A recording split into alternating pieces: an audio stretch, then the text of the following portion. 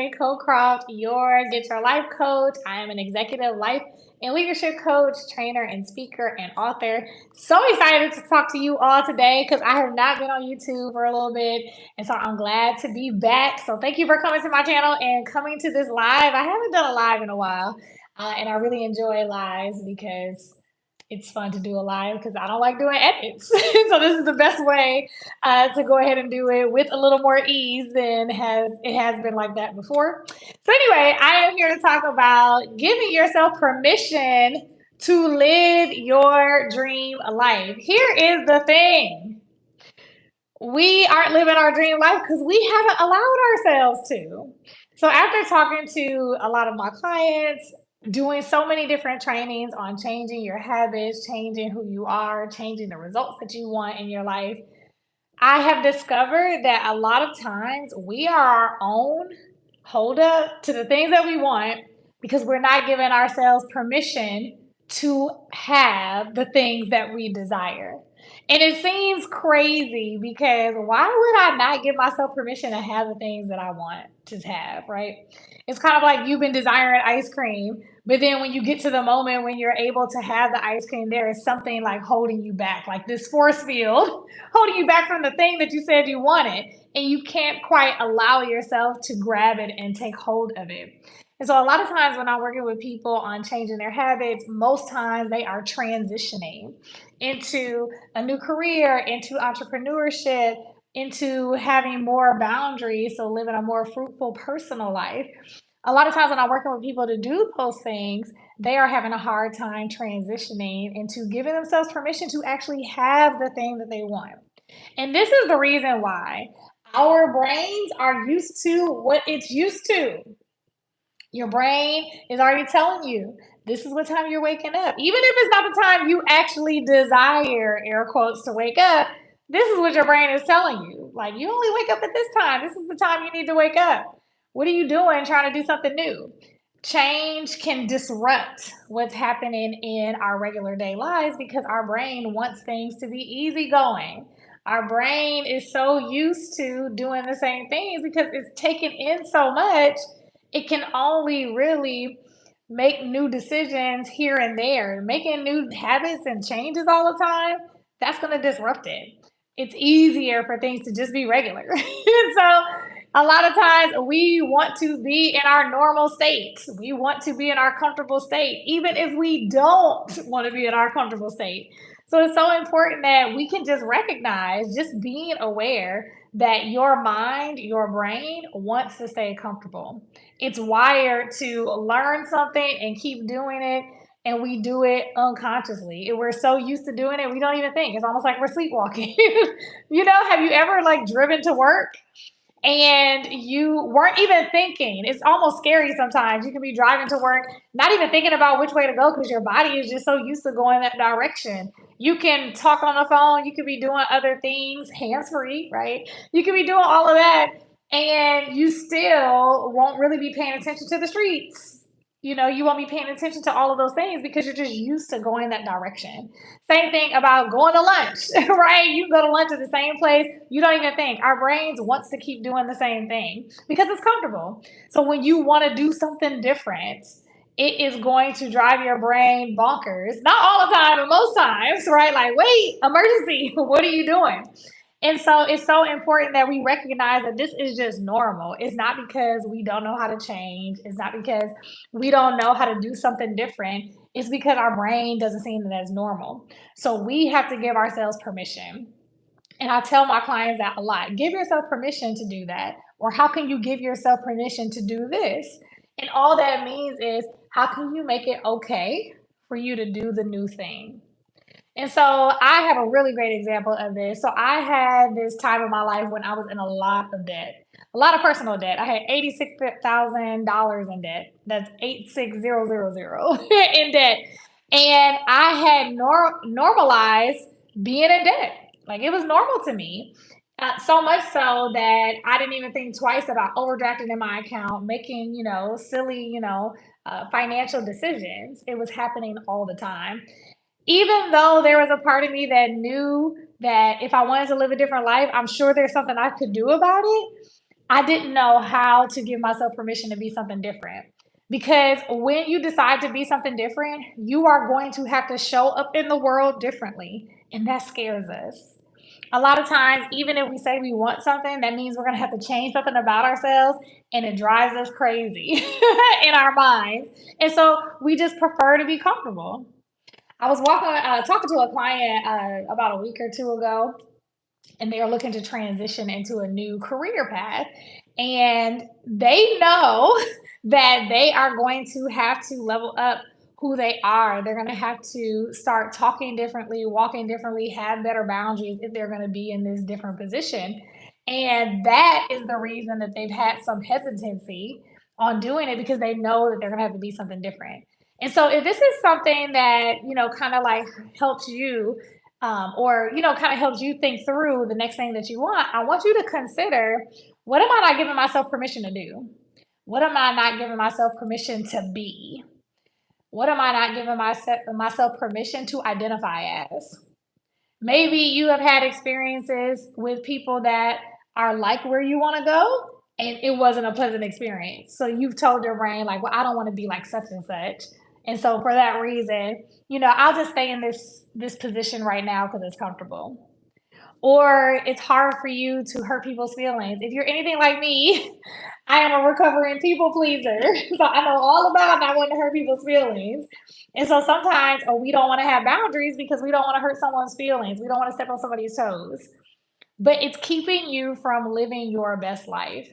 And this is about, how can you live your dream life, your best life, the life that you desire to live, with more joy, more peace, more balance, more of all the things that you say you want. How can you live more of that life?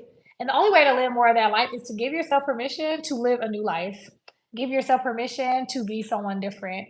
Give yourself permission to have different habits, to have different environments, to show up differently. And to help yourself do that, you have to retrain your brain on what is normal. And that's the thing, that we don't think about retraining our brain. We just think, oh, if I want to become a runner now, all I need to do is, get into a running club and start running. Well, yeah, it depends if you've done a really great job of learning how to shift your brain into new things. But if you've been saying you want to be in a running club for a year and you ain't did it yet, I was going to say that that is not what needs to be happening. The reason that you probably are doing it is because your brain is like, that's not who I am, right? You haven't given yourself permission to transform into someone different, someone that actually runs, someone that is a marathon runner or a 10K runner or whatever kind of runner you want to be. And that is going to be the key to unlock you. How do you give yourself permission to do a thing that you haven't done before? Well, first of all, you have to ask yourself, okay, what is holding me back from doing this? What am I afraid of? Right? Who told me I couldn't do this? You have to really dig into, like, what are those beliefs? What are those thoughts that I keep saying to myself? Because you're saying something to yourself in your head every time you attempt to do a thing and you find yourself taking 10 steps back. You're saying something to yourself. The reason you don't know what it is right now is because you haven't given yourself the opportunity to actually ask yourself in those moments. You just assume, like, oh, okay, I guess I'm not gonna do it again, and you just move on with life. It's like that hamster wheel. We're always going, going, going, not really being aware of why we won't do certain things and why we do other things instead. But the more that you become self-aware of why those things are happening, then at least you know, like, oh, this is because, for my debt situation, right? Being in debt all those years, the reason that it's hard for me to have a budget is because I never saw that model for me. And the time that I did use a budget, it wasn't working and I was still broke. So that's why I'm afraid to do it again. Or there were times where I'm like, well, I don't really want to do the budget or do better in my spending because that means I'm going to have to tell people no and I'm not going to have fun. I have all these thoughts rolling in my head. So it's not that Desiree is bad with money. It's not that Desiree doesn't know how to, manage her money. It's Desiree is afraid to do it because of all these other things that only start to become noticeable when we take a moment and ask ourselves, what is stopping me? What is really stopping me? And a lot of awareness has to happen once we're in like a relaxed state. Because when we're moving, moving, moving, it's really hard for us to put our finger on what the thing is. But once we're in like a relaxed state, like we take a deep breath, we take care of our bodies, we take a walk, what have you, like really bringing ourselves back to neutral, we can take the time and reflect on, you know what is keeping me from doing this? Like, what is really there? I'm sure you all can like think about a time in your life where you actually took that time. I know you know because I definitely have done it. There's been times in my life that is, where I'm like, why won't I do this? Like, why can't I get this done? Like, this should be simple. Like, I've done other things. Like, I actually am not a lazy bum out here in these streets. Like, I know how to get things done. I make stuff happen. You know what I'm saying? And so when you look at yourself and you're like, you know what? I know how to do things. So what is the thing?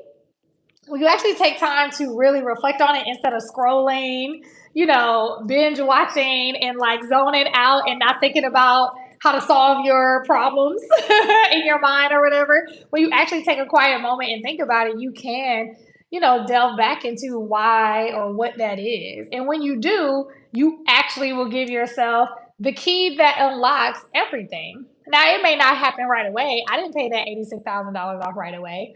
But as soon as I had unlocked myself, like, this is what it is. This is what was modeled for me. These are the experiences I've had with money.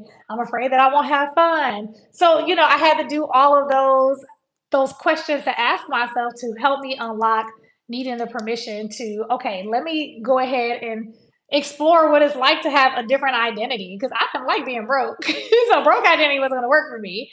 Same thing with anything else in our life. Like if I don't want to be in this career or position because it's just not a fit for me anymore, what's holding me back from deciding to do something different? Am I afraid to be at a different company? Am I afraid to get to know people? Am I afraid I'm going to have the same experiences that I'm having right now? Like really get into the root of what is the hesitation? What's keeping me from giving myself permission? The more that we can at least get aware of those things, now that we know what those things are, then we can actually deal with the things. And so sometimes that just gives us more questions to ask ourselves. If you don't journal, not that I'm not trying to force you to journal. Look, that looked like I was being forceful. I'm not going to force you to journal or anything like that, but I will say that journaling has really helped my life in so many ways because you can talk to people about things all day long, but journaling is really like that internal reflection that you get to do. And it does help me have an opportunity to really coach myself. And so being able to journal some of these questions and go back to it and really start looking at what's happening on a regular basis, if you keep seeing the same things come up, then you know that that is probably the root cause of why you're not able to see different changes happen for you. So once you get the self-awareness of what those changes need to be and you are really aware of what it is, then you get to think about, okay, what's the new habit? What's the new behavior that I need to have? Like a small new behavior. Like, what's the small new behavior that would help me start embodying where I want to go and who I want to be? So, I had a retreat this summer with some of my clients. We went to Mexico, it was so much fun. And we do an activity called Be Do Have. And I'm sure some of you have heard of Be Do Have. And if you haven't, here you go. So many people have written about it. I talk about it in my own book, Get Your Life Today 7 Success Hacks for Life Leadership and Business.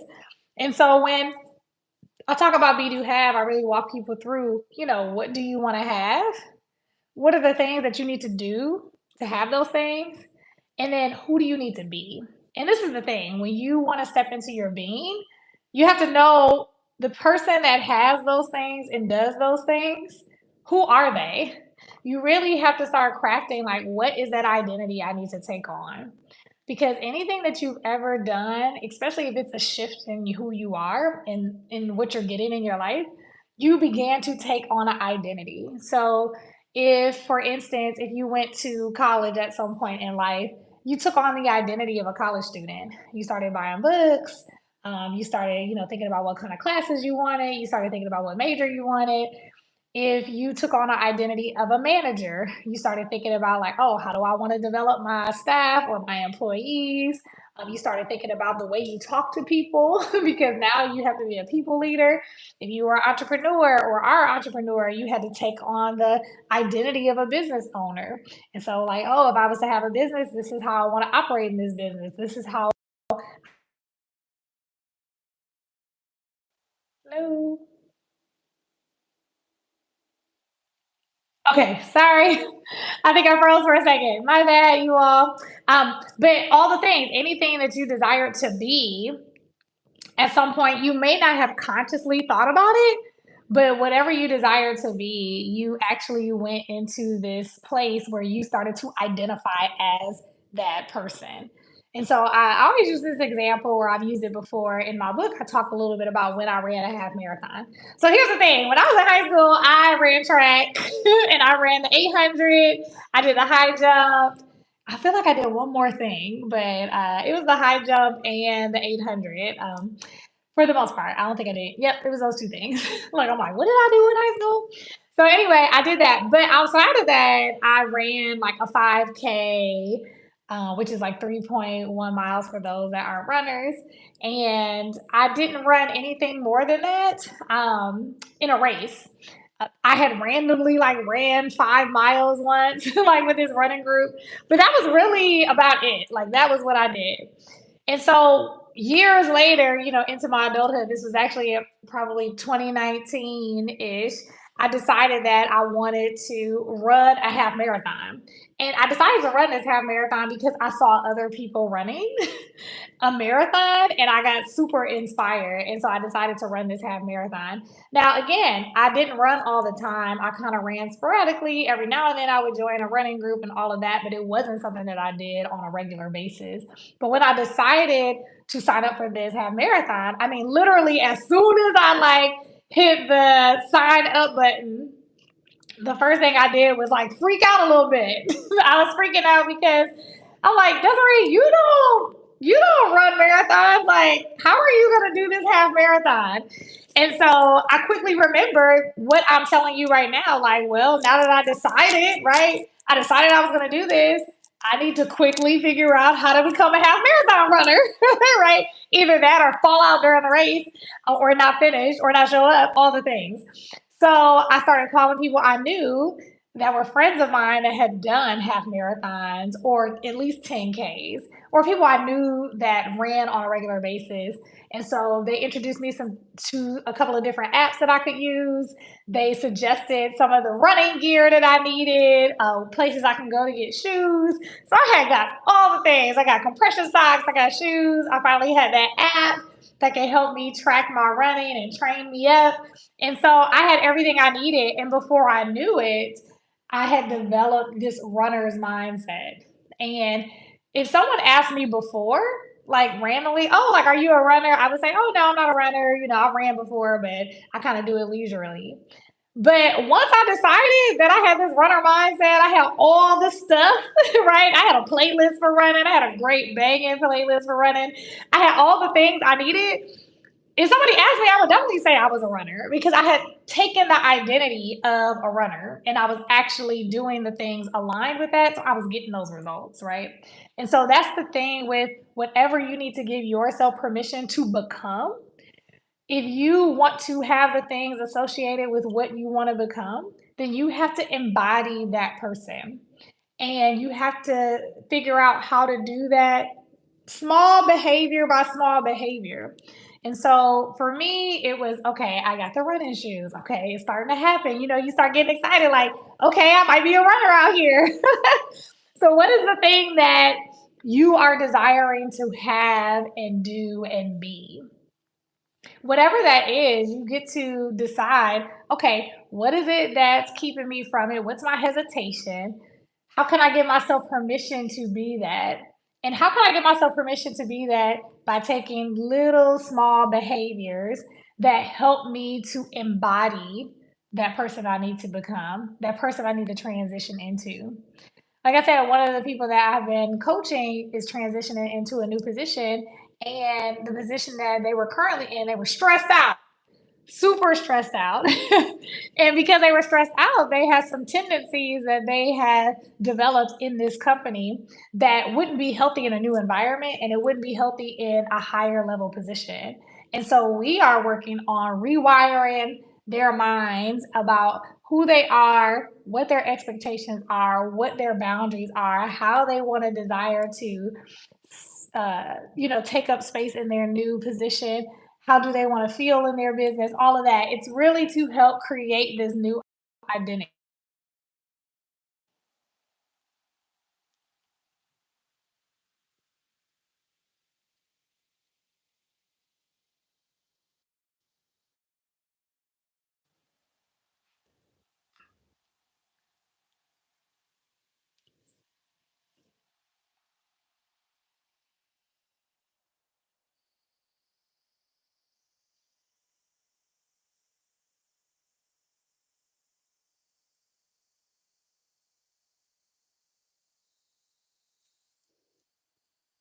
Well, why is it stuck? This is gonna be so funny to look back at.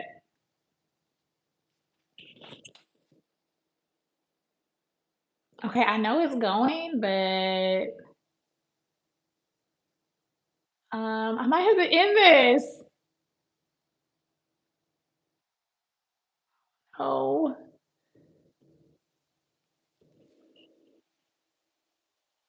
Okay, sorry. I'm like, this is so strange. Everything is stuck. I only see myself in this stuck position.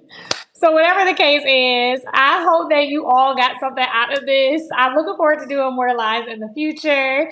And again, how can you give yourself permission to live your dream life? Because that is what it is all about. If you enjoy what you heard today, feel free to hit me up on my website. That's DesireeCocroft.com. And I would love to see if we can work together if you find that this is something that would help you. All right. Have a great evening.